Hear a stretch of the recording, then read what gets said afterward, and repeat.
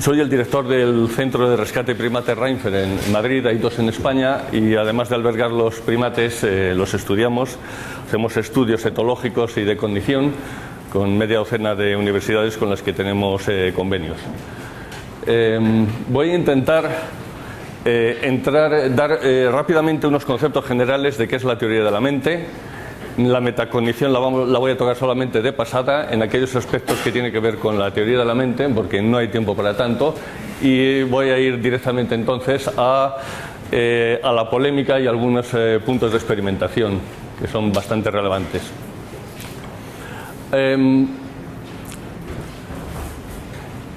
A la pregunta de si los chimpancés, si los grandes simios tienen una teoría de la mente, la respuesta no es nada clara. Hay una polémica desde hace más de 30 años, sigue abierta, y depende de muchos factores. Uno de ellos, el más importante, es cómo definimos la teoría de la mente, pues se puede definir de varias formas, de unas formas que son más excluyentes de los animales, y depende del sesgo que se le esté dando. Y también los rangos que puede tener. Ahora eso lo vamos a ver en las diapositivas siguientes. Podemos pensar que los animales sociales, para cooperar y competir con efectividad, deben no solamente actuar a lo que hacen sus congéneres, sino anticipar sus acciones. Sería muy efectivo. De hecho lo hacen, y hay 2 interpretaciones básicas, una aproximación conductista más parsimoniosa y una mentalista. La conductista afirma que estas conductas que tienen los animales, esta teoría de la mente, está basada en un proceso de abstracción de reglas conductuales sobre las conductas que hacen. Abstraen unas reglas y de esa forma pueden predecir conductas similares. No necesitan atribuir a los animales, a los demás, una teoría de la mente o unos estados mentales. La otra aproximación, la mentalista, afirma que los animales directamente comprenden los estados mentales de los demás, sus objetivos, sus intenciones, sus percepciones, su conocimiento e incluso sus creencias. La experimentación trata de discriminar entre las dos, pero lo que sí, por ejemplo, las conductas que realizan nuevas, las innovaciones de los grandes simios, son más fáciles de explicar desde un punto de vista mentalista, ya que no habría diferencia entre las conductas de su etograma y las conductas nuevas. Sin embargo, para una aproximación conductista es mucho más difícil, porque no pueden sacar unas reglas de conductas nuevas. Tendría que haber un tipo de transferencia. ¿Qué es teoría de la mente? Habéis oído mucho sobre teoría de la mente. Ya nos ha dicho Joseph que es un término acuñado por David Premack y su mujer Anne y Woodruff, y curiosamente se acuñó en primates, no en humanos, en 1978, con los estudios que hizo sobre la chimpancé Sara, aquí está, que trabajaba con símbolos. Se le ponían una serie de fotografías en las que se veía a los humanos intentando hacer una acción y luego los objetivos realizados, y la chimpancé consiguió asociar los objetivos con las intenciones. Sin embargo, ahora Premack piensa que lo que hizo fue abstraer reglas conductuales. Ahora no piensa que fue una capacidad de interpretación directa.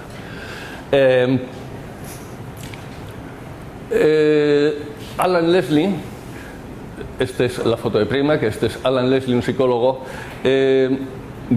estuvo trabajando con niños, sigue trabajando con niños desde 1 año hasta edades tempranas, y lo que vio es que los niños empiezan a hacer un proceso que él llamó mentalización, que es el desacople de la realidad. Estos niños vio que primero tienen unas representaciones primarias, luego tienen lo que llamó representaciones secundarias o metarepresentaciones. ¿Qué significa eso? La representación primaria es la representación que se saca directamente del mundo que nos rodea. El niño ve un pájaro. La representación secundaria es su idea del pájaro, que llega un momento en que puede no tener nada que ver con la realidad, es una metarepresentación. Los niños empiezan a hacerlos desde edad muy temprana, y luego llega una fase en que el niño puede atribuir a los demás que tienen metarepresentaciones y que no coinciden con sus representaciones, es decir, que pueden ver que una persona está mal informada o equivocada. Él estuvo trabajando, Alan Leslie, con autistas y comprobó que los niños autistas tienen unos problemas de descoordinación, sobre todo en esas áreas de mentalización que luego veremos en la neuroimagen donde están. Y bueno, ellos tienen un problema de sincronización de todo tipo, los autistas, incluso hasta el contagio del bostezo no se les produce como al resto de las personas. Y hay un experimento, pues una tarea que empezó Wimmer y Perner, que es la transferencia inesperada que se hace con niños o el contenido inesperado. Entonces hay un objeto que está en un sitio, se cambia de lugar y luego entra un niño y tiene que saber qué es lo que piensa, dónde estaba, o que el contenido que piensa, por ejemplo, se hizo con una cajita de M&M's, hay otra cosa, y entonces se le pregunta cuando entre otro niño si va a saber si hay M&M's o qué va a encontrar. Esa tarea la convirtió Baron Cohen en el test muy famoso que muchos de vosotros conoceréis de Sally Ann. Sally entra, deja una pelota escondida en la cesta, se va, Ann cambia la pelota a la caja y entonces cuando entra Sally se le pregunta al niño ¿dónde va a ir Sally a buscar la pelota? Los niños hasta los 4 años dicen que es donde está, ellos saben la realidad. Pero a partir de los 5 años, los niños ya saben que Sally tiene ellos hacen un proceso de mentalización desvinculando la realidad y saben que la niña tiene una falsa creencia, no es la creencia de la realidad. Hasta que coja a esto. Vamos a ver. Desde hace ya muchos años se encontraron anécdotas que eran relevantes y que dio pie también a estudiar y a la experimentación en los grandes simios de esta teoría de la mente que Frans de Waal, ahí está en la foto, Frans de Waal dice que es una terminología bastante desafortunada, teoría de la mente.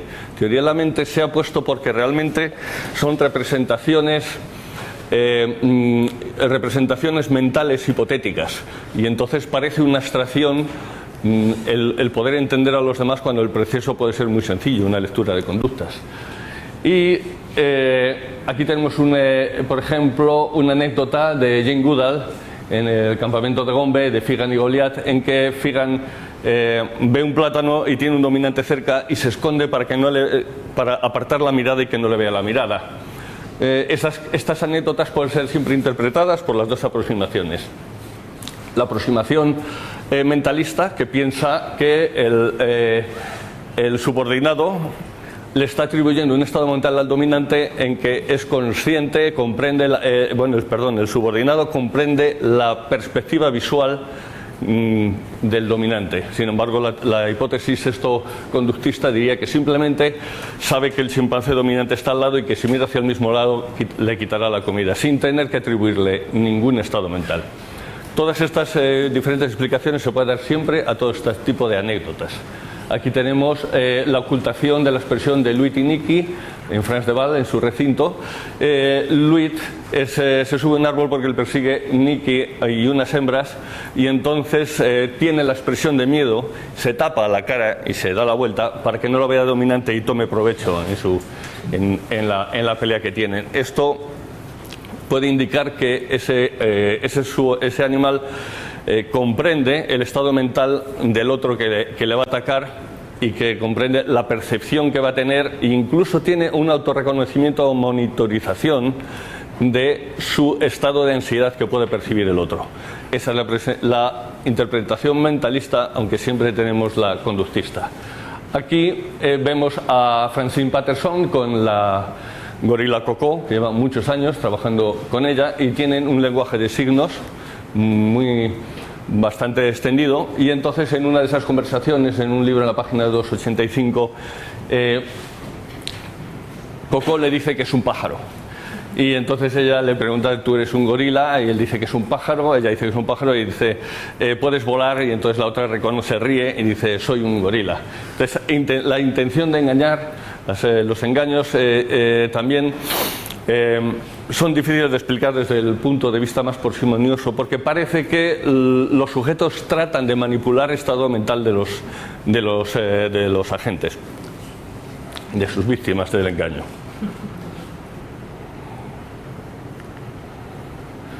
Vamos a ver algunos casos en la vida salvaje de primates que parecen que tienen algo parecido a rudimentos de teoría de la mente, también llamada lectura de mentes.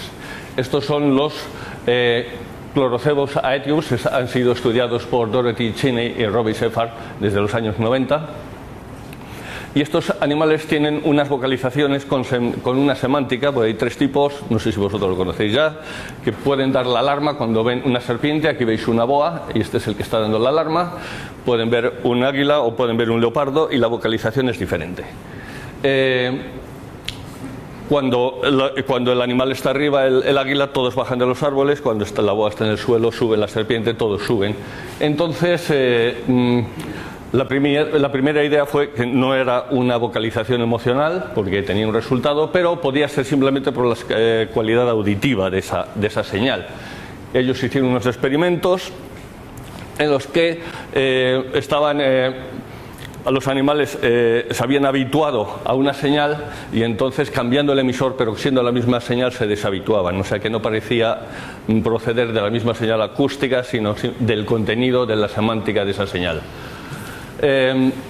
Luego también se han observado efectos de audiencia en estos animales, porque, por ejemplo, cuando un animal está solo no emite las llamadas y simplemente se escapa, o incluso las han utilizado para engañar a otro grupo, haciendo la señal de alarma de un leopardo cuando su grupo estaba perdiendo en una lucha con otros grupos. Aunque esto también puede ser interpretado como una conducta por aprendizaje. Aquí esto es un trabajo reciente de Klaus Huber-Müller de la protosintesis del Cercopithecus campbelli. Este mono no solamente tiene las alarmas, sino que tiene una arquitectura morfosintáctica con 6 llamadas y 9 secuencias. Entonces, con una raíz y un sufijo pueden cambiar la idea de la señal. Pueden cambiarla desde una llamada que significa la proximidad de un predador a un grupo vecino enemigo, o en estas secuencias pueden cambiar la idea de movilización a una rama que se está cayendo. Bueno, esta protosintaxis nos puede dar idea que posiblemente nuestros orígenes de las bases del lenguaje no sean tan nuevas y puedan ser mucho más antiguas, porque los cercopithecos se separaron de nosotros hace 30 millones de años y ha podido utilizarse bases neurológicas de ese tipo. Por ejemplo, el Cercopithecus mitis, que ha sido estudiado por Packworth, tiene un efecto de audiencia que cuanto más cercano está el grupo enemigo o el predador, más cantidad de señales hace, independientemente de su proximidad a ese peligro. Simplemente depende de su grupo. Si voy un poquito rápido me lo decís, pero tengo muchas fichas, algunas las pasaré rápidamente. Estos son estudios que se han hecho en diferentes tipos de animales sobre lectura de mentes, si tienen algún rudimento de esta lectura. Vamos a ver. El trabajo en Canis familiaris, realizado por Giuseppe Cole y Michael Tomasello y Julian Brouwer, llevan una década estudiándolos y, como él ha visto, dan mejores resultados, como nos ha enseñado, en lo que es señalización, en lectura de mentes. Ellos, por ejemplo, toman la perspectiva del experimentador para tratar de coger el alimento y que él no pueda verlo. A la señalización dan mejor resultado que los chimpancés. Sin embargo, los chimpancés en pistas auditivas o de otro tipo dan más éxito en la experimentación. Por eso se ha dicho que es la hipótesis del perro social y el mono causal, el simio causal. Porque esto parece provenir de la selección que hemos hecho sobre los perros y se han adaptado a la comunicación con nosotros y son más empáticos, y sin embargo los trabajos en metacognición con perros no dan buenos resultados. La metacognición, no se ha hablado todavía de lo que es la capacidad de pensar sobre nuestros pensamientos, monitorizar nuestra información. se hacen experimentos en el experimento de incertidumbres, que se trata de discriminar entre los efectos y si no se está seguro, se tira por una respuesta incierta que es mucho más segura, pero eso significa cuanto más difícil es la tarea, más tiras por esa respuesta, se utilizan experimentos, y eso significa que no estás muy seguro del conocimiento que tienes, sino sería aleatorio. Siempre la respuesta incierta es de menos calidad que la respuesta del test, por eso tienen que estar poco seguros. Ese es el experimento de Hampton del 2000. Aquí tenemos los elefantes, por ejemplo. Se les pone dos experimentadores en que tienen que darle un refuerzo, un premio al elefante, y utilizan o cubos o pantallas. Uno tiene cubo, el otro no, uno tiene pantalla, el otro no, uno está de frente, otro está de espaldas, otro de lado, y entonces tratan de ver si tiene un rudimento en que el animal comprende la percepción del experimentador, si puede atenderlo o no. El 60% de los casos son positivos, aciertan.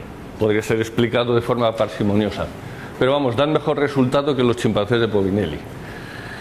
Luego entraremos en el tema de esos chimpancés. Aquí vemos a la cabra, la cabra doméstica, pero que no ha sido entrenada, que sigue la mirada. Aquí estamos viendo que estos sujetos miran para un lado y luego estas cabras miran para donde están mirando. En los experimentos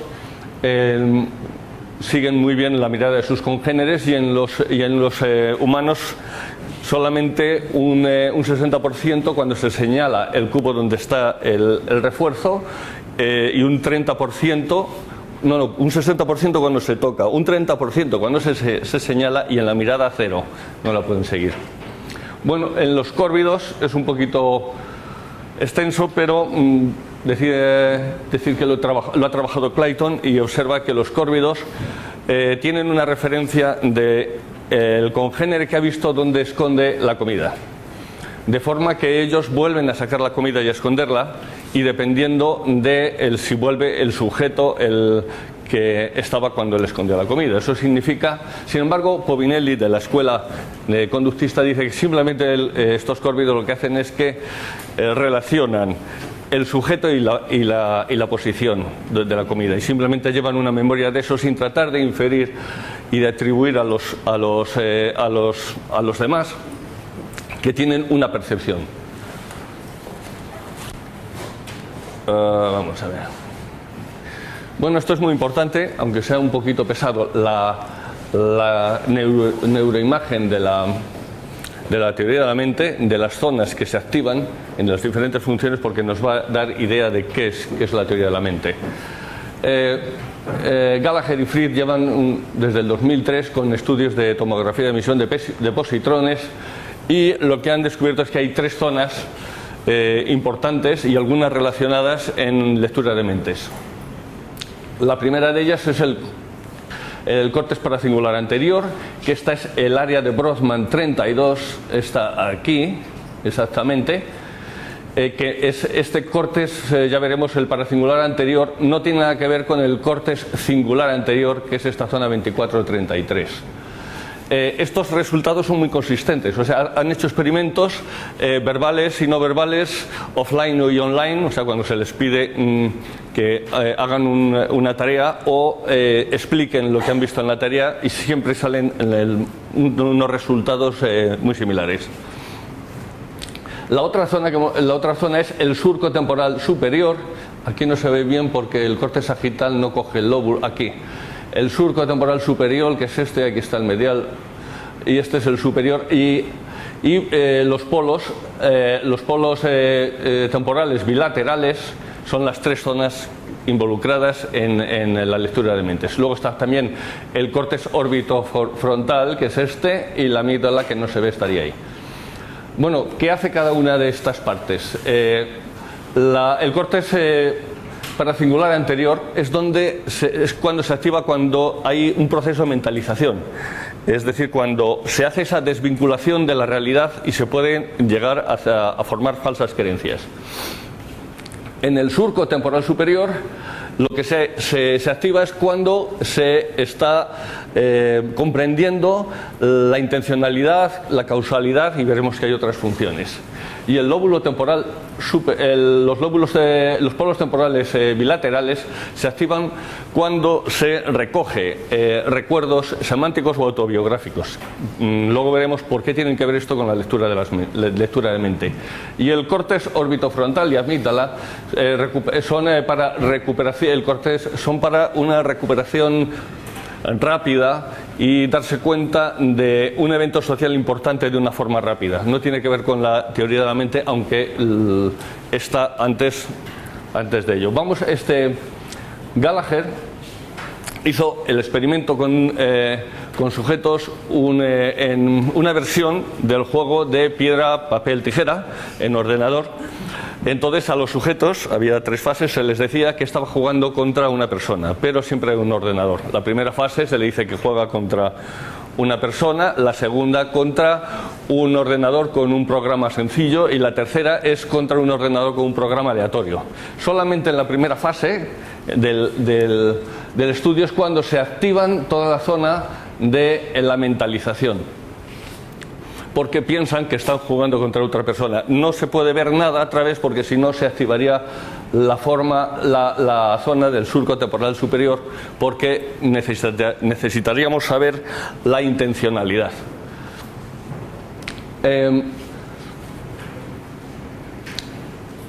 El córtex, es importante saber que el córtex paracingular anterior, donde se produce la mentalización, aunque pertenece al lóbulo límbico de Brodmann, es una zona antigua.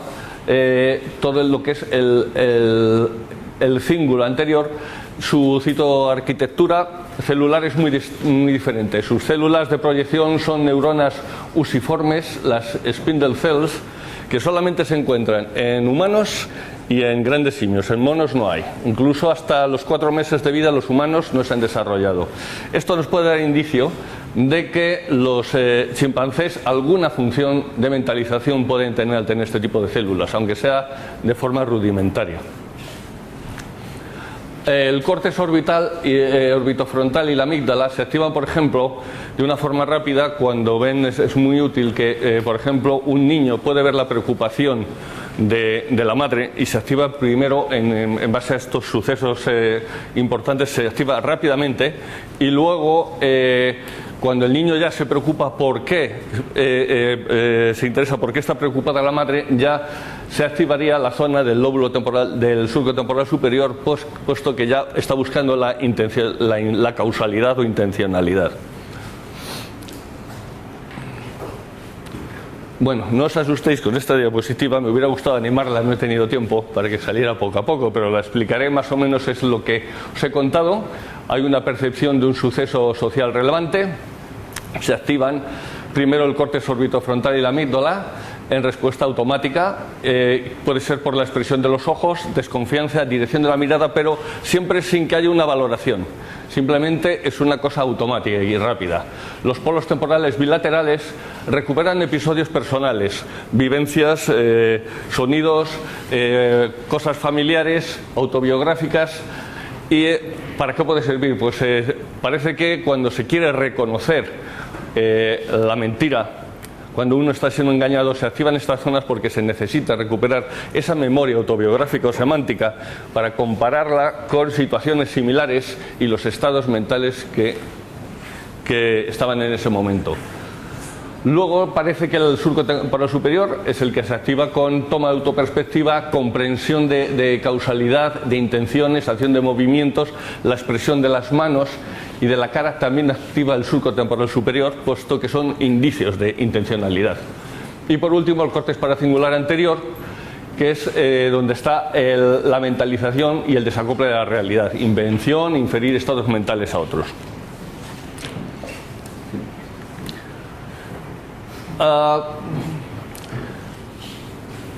¿Por qué los chimpancés? No os asustéis, es muy fácil. Es un seguimiento de la anterior. Hemos visto el córtex orbitofrontal, la amígdala, los polos temporales bilaterales, el surco temporal superior, y la activación del córtex paracingular anterior, donde se producía la mentalización, donde se desvincula de la realidad. Pero tenemos, este era el córtex paracingular anterior, la zona BA32 de Brodmann, que está cerca del córtex cingular anterior, más antiguo. En el córtex cingular anterior se producen procesos de autorreconocimiento, automonitorización, se producen pensamientos autogenerados que no provienen de percepción, y además cuando uno está en relax, esa zona se activa porque parece que cuando uno está ensimismado y no hay percepción, uno piensa sobre sí mismo. O sea, son zonas que tienen que ver con la metacognición y la autoconsciencia. A mí se me ocurre que cuando los chimpancés parece que no pueden mentalizar, podría haber redes neurales diferentes que unas inhiben a otras, puesto que hay neuronas inhibitorias, de forma que los procesos no pueden ser nunca simultáneos. Cuanto más inhibición, más diferentes son. Y si nosotros podemos inhibir la actividad de metacognición y autoconsciencia, podemos pensar en los demás. Qué es lo que están haciendo, cuáles son sus intenciones, y esos sistemas se podrían haber desarrollado de una forma mucho más compleja sin tener en cuenta a los otros. Sin embargo, si los grandes simios no han podido establecer esas redes neuronales inhibitorias, no pueden desarrollar la mentalización, puesto que yo creo que es muy difícil pensar en lo que nosotros estamos pensando y lo que sabemos y que los demás están intentando. Posiblemente tengamos un switch, aunque sea de microsegundos, en que no es posible hacerlo. Esto sería una de las explicaciones por la que los chimpancés no pueden tener una mentalización y la falsa creencia. Sería una explicación neural. ¿Qué relaciones hay evolutivas? Esto lo vamos a coger un poquito la metacognición así de pasada de la teoría de la mente, cómo evoluciona. Hay dos hipótesis referente a la metacognición. La motivación social de Nate Cornell y Bennett Schwartz, que lo que dice es que a partir de la lectura de mentes, los animales necesitan, en los animales sociales, anticipar las acciones, leer las mentes de los demás, y a partir de eso la mente, la autoconsciencia y la metacognición se formó como una forma de verse a sí mismo en los ojos de los demás, viendo la posición social que tenemos a través de ellos y nuestro nivel jerárquico. Esa es la hipótesis de Cornell. Sin embargo, David Smith aboga por lo contrario. Los animales en su medio natural tienen que enfrentarse siempre a problemas nuevos, y para eso sería muy efectivo que hubieran desarrollado esa plataforma cognitiva que les permite valorar sus recursos, su conocimiento, para salir airosos y ver sus posibilidades. Entonces se hubiera desarrollado la metacognición y la autoconsciencia, y a partir de eso se podría leer la lectura de mentes de los demás en un proceso de simulación y de proyección. A través de nosotros comprendemos a los demás. Estas son las dos hipótesis que existen, no hay más. Aunque yo creo que esto podría ser mucho más complicado que esto, no tan sencillo. Ya hemos visto que en la lectura de mentes hay rangos cognitivos de procesos, desde comprender las intenciones de los demás hasta poder llegar a un proceso de mentalización. Y también en lo que es en metacognición hay procesos. Hay un proceso básico de objeto en el cual se monitoriza toda la información que tenemos, y un proceso de control en que se decide sobre la información que tenemos. Así, por ejemplo, un estudiante puede estar estudiando, deja de estudiar y piensa lo que sabe, ahí está monitorizando su información, y de pronto decide que no sabe suficiente y tiene que seguir estudiando. Es un segundo nivel de metacognición. Posiblemente en estos niveles hay más, luego hay una metacognición declarativa. En estos niveles una facultad podría haber influido sobre la otra, y en forma de cascada otra sobre una, y entonces esto no sería que una ha activado a la otra, sino que ha sido a través de procesos en la evolución. Vamos a ver lo que es la polémica. ¿Cómo andamos de tiempo? ¿Qué me queda? 45. Bueno, voy muy deprisa, tal vez tengo que ir más despacio. No, tampoco te pases, si acabas antes, no pasa nada. Bueno, vamos a ver. Derek Penn y Daniel Povinelli son de la aproximación conductista y piensan que los organismos no verbales no pueden tener una comprensión de los estados mentales de los demás y además inferir y razonar sobre esas conductas. De forma que no atribuirían el conocimiento a los demás de los estados mentales, simplemente harían unas experiencias asociativas sobre las conductas que han tenido y abstraerían unas reglas conductuales y de contexto. Ya veremos por qué tiene que ser también de contexto. Sin embargo, en esta otra aproximación de Michael Tomasello y Josep Cal, ellos abogan porque hay un rango de procesos cognitivos y aunque las creencias fallan, no se ha aportado evidencia, tienen unos niveles de comprensión, ellos pueden en la experimentación comprender los objetivos, las percepciones, intenciones y conocimientos.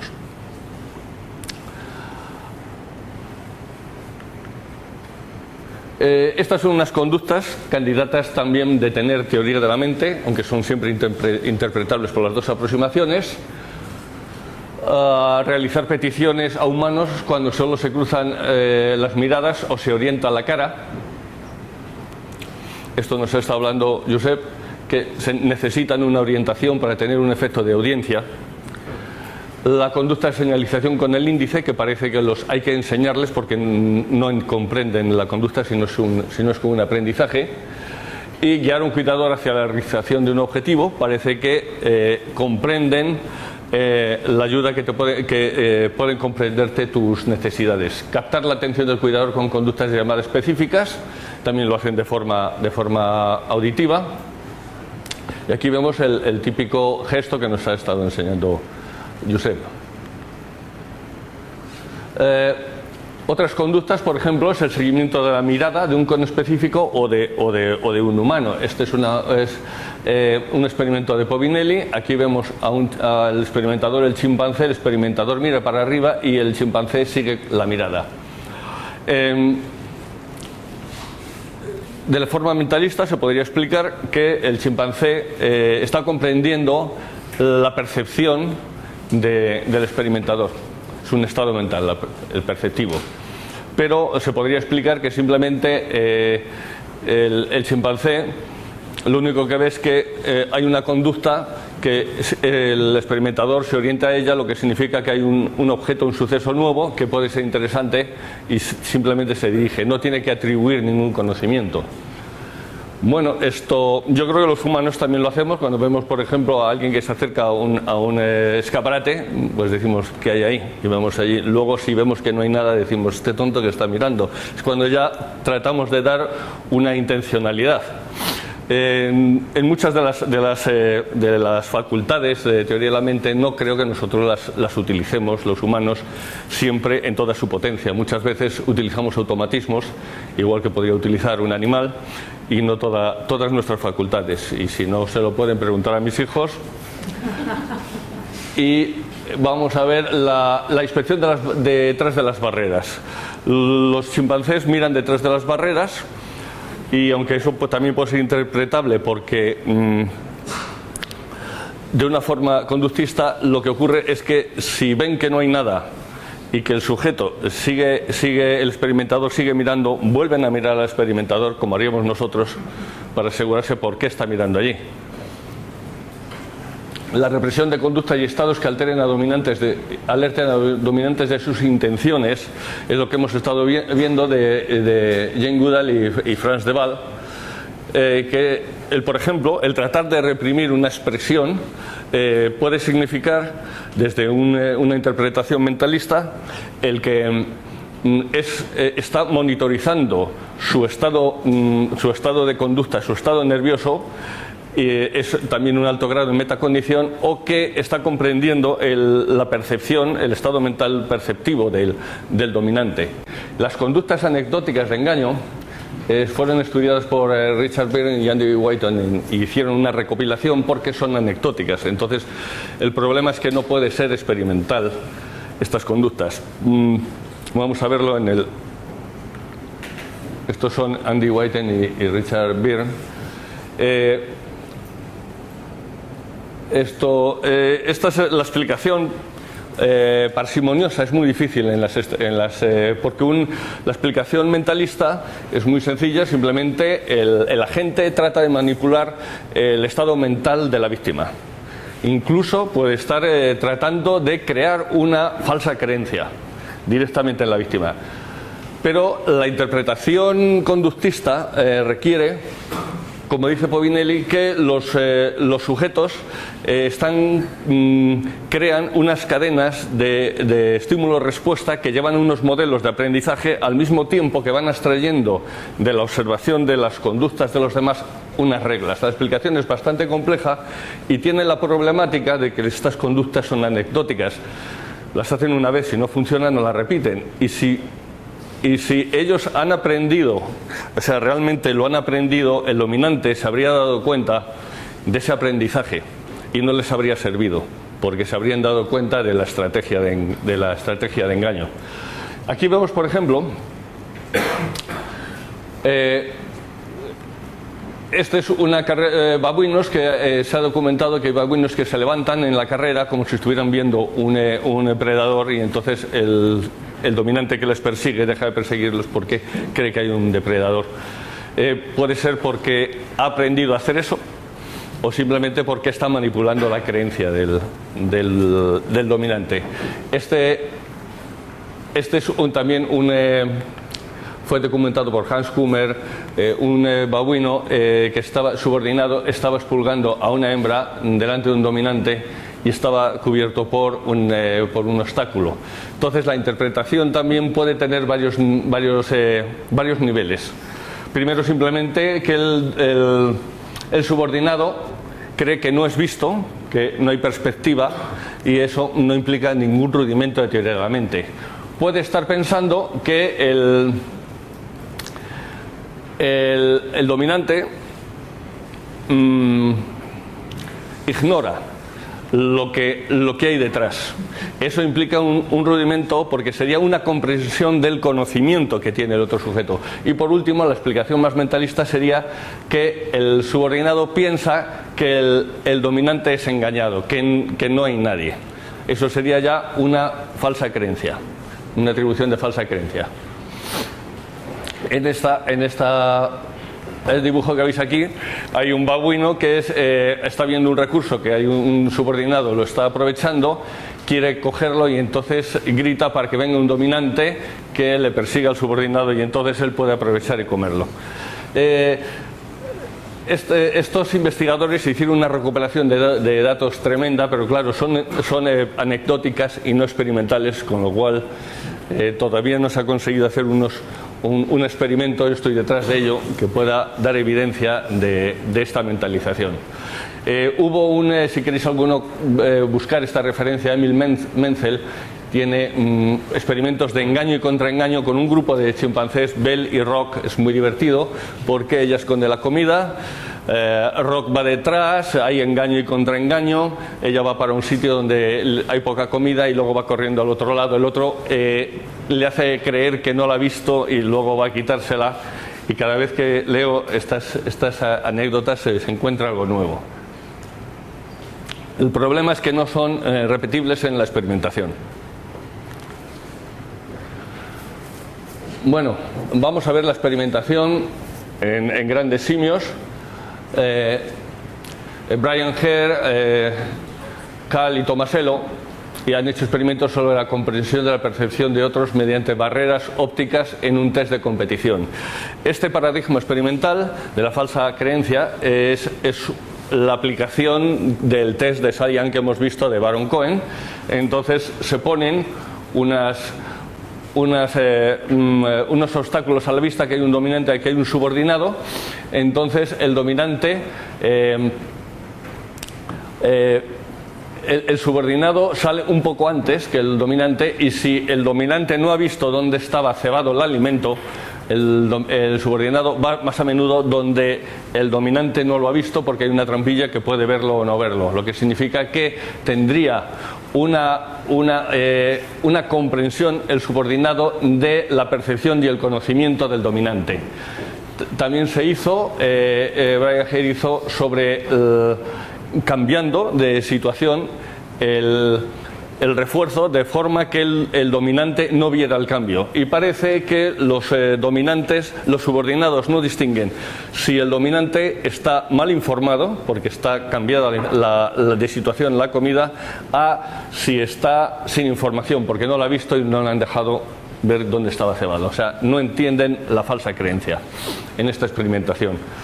Aquí hay otro experimento muy interesante, es un experimento muy elegante hecho sobre lo que los chimpancés saben o no saben o lo que creen. Es muy largo de explicar, voy a explicar solamente los resultados.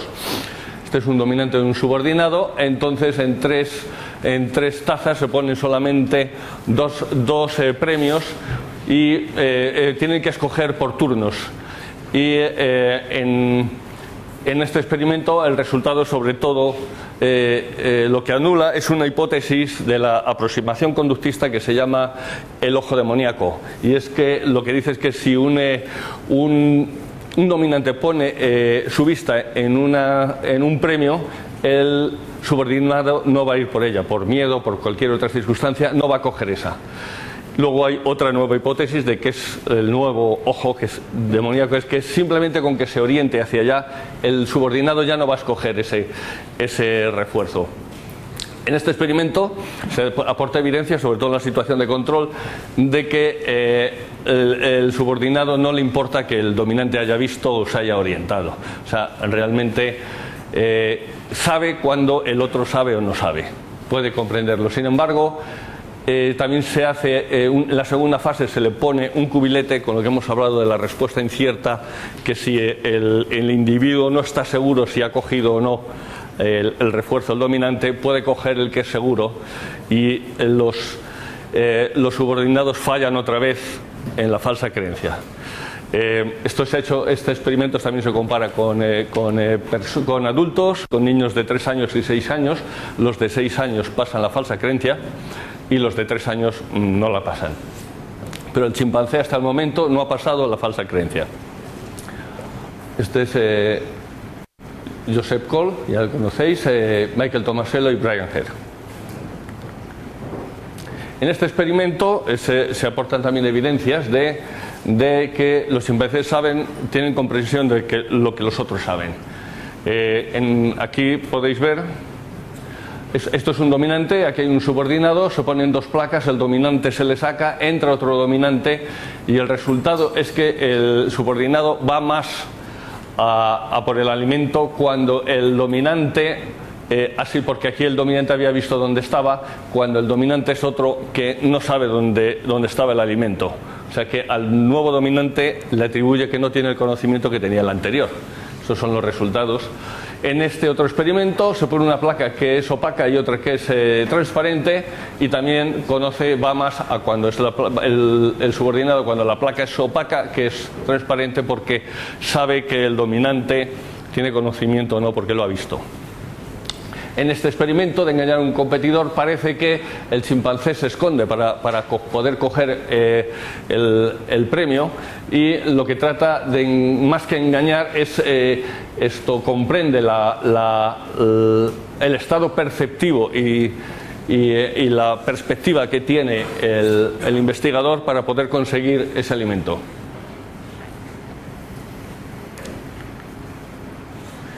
Este es Povinelli, y los resultados que obtiene él son completamente negativos a todos estos otros experimentos que hemos visto. Aquí en este experimento clásico hay 2 agujeros. El chimpancé ha aprendido a pedir el alimento por el agujero al investigador, pero si el investigador tiene tapada los ojos o la boca, pide igual a uno que otro, no distingue el estado mental del investigador.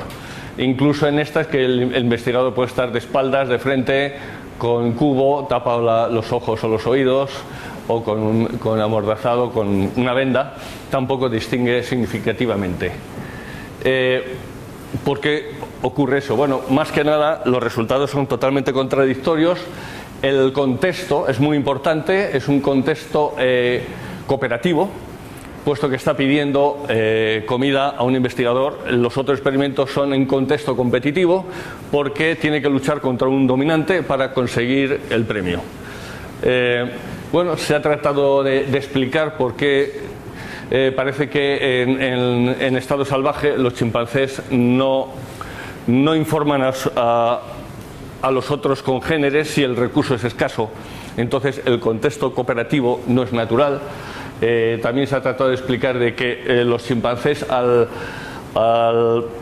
no tener al experimentador enfrentado y con la vista directa en ellos, que es lo que necesitan, no hay efecto de audiencia, no tendrían por qué escoger, simplemente están esperando que les den.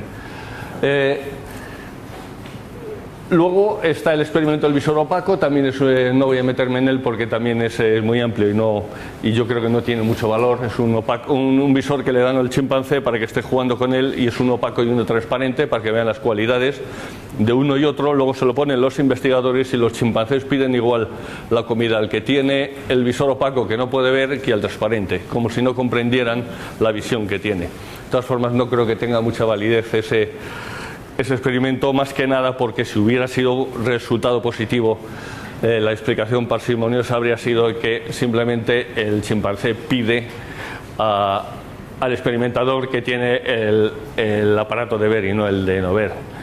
O sea que eso no implicaría que tiene puede darle una atribución. Entonces, si no lo explica de forma positiva, tampoco tiene un resultado negativo el experimento. Vamos a ver, esto sería una posible explicación de por qué no funciona a nivel neural en un contexto cooperativo y en un contexto competitivo. Veamos una percepción general de un suceso, un suceso social, y hay una percepción de factores agonísticos, o sea, de competidores, o de una percepción afiliativa, de cooperación. Entonces, habría un sistema de integración de todos esos estímulos, se van integrando, pero serían integraciones neurales diferentes, no sería la misma vía. O sea, habría una vía competitiva y una vía cooperativa. La vía competitiva activaría los lóbulos que hemos visto, las zonas del surco temporal superior, que son los que dan una comprensión de intencionalidad y de causalidad, y luego una mentalización. Sin embargo, la vía cooperativa no necesitaría activar esas zonas y llegaría directamente ya a los centros motores, y seguramente habría una inhibición cruzada de la vía competitiva y cooperativa. O sea, no tendría que ser por conceptos naturales, sino vías neurales diferentes que pueden ser una u otra.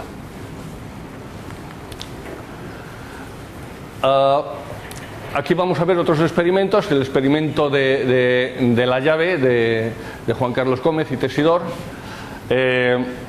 Esta la hizo con una orangutana en un zoológico. La atribución de perspectivas visuales y la inferencia de intencionalidad a los humanos.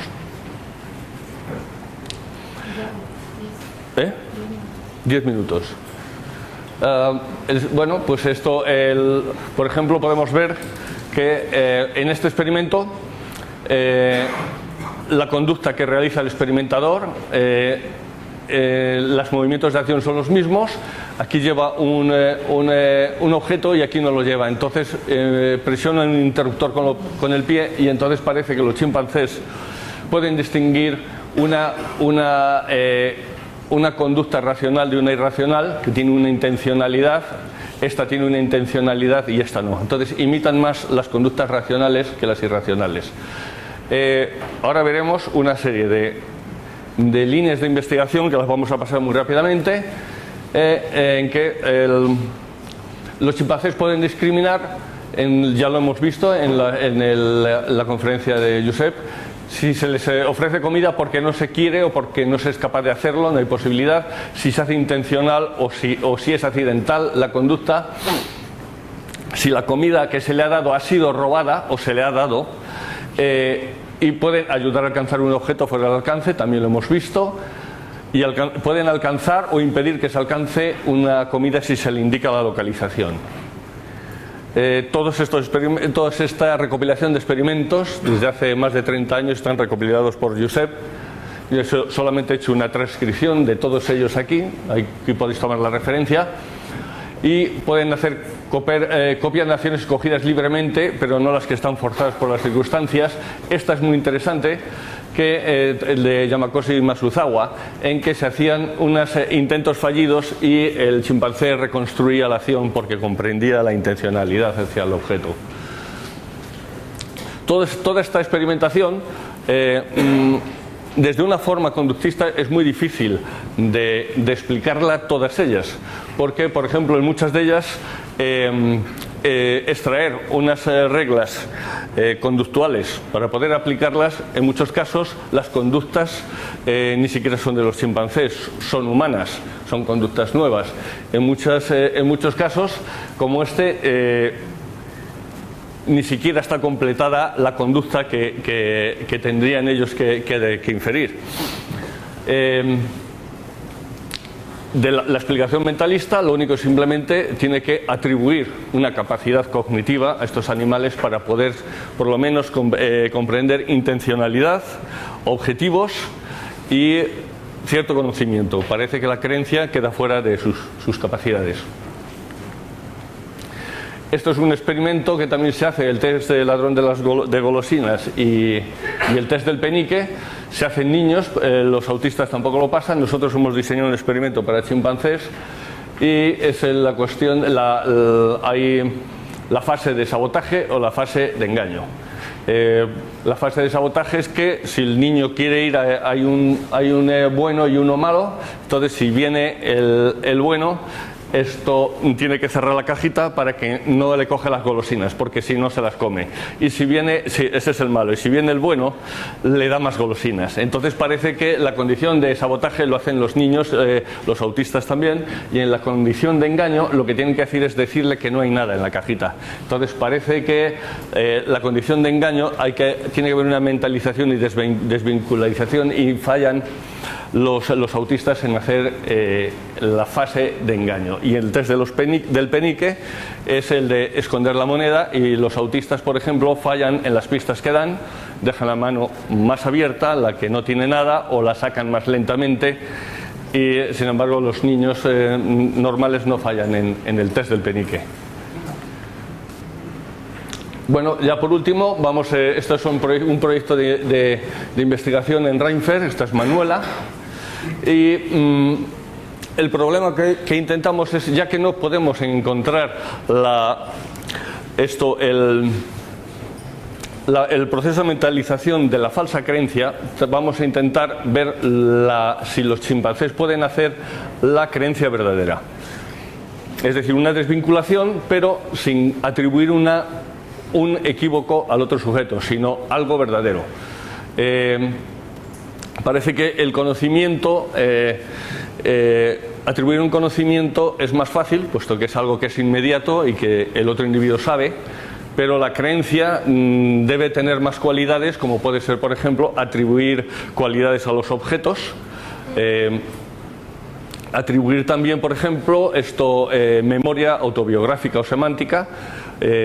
Y entonces nosotros, para encontrar un experimento de creencia de que pueden hacer una desvinculación positiva, hemos hecho un experimento de atribuir unas cualidades inobservables, que no es, por ejemplo, el color, sino que puedan los animales clasificar lo que es bondad o maldad, que es la interpretación humana, pero serían conductas afiliativas o agonísticas. Por ejemplo, hemos hecho un etograma. Las afiliativas serían besar, expulgar, abrazar, etcétera, y las afiliativas golpear, morder, arañar, etcétera. Luego unas conductas indiferentes, y todas esas conductas que las clasificaran en diferentes símbolos. Una vez que ya saben, les hemos enseñado a discriminarlas, atribuirlas a un investigador que asume un rol de bueno o malo. Y en una tercera fase ver si hay una predicción en las respuestas, si saben qué va a responder ese investigador en base a ese rol. Bueno, pues nos falta solamente pensar que todavía lo que se está estudiando en la teoría de la mente, que yo creo que es una teoría reflexiva de la mente o teoría fría, No se ha estudiado todavía lo que es la teoría empática de la mente, la teoría caliente, y nos podríamos preguntar si los chimpancés son capaces de discriminar las motivaciones, los sentimientos y el estado emocional de los sujetos, si pueden también manipularlo en su favor. Y creo que eso todavía falta manipulación, investigación, y nos queda mucho por trabajar. Nada más que eso.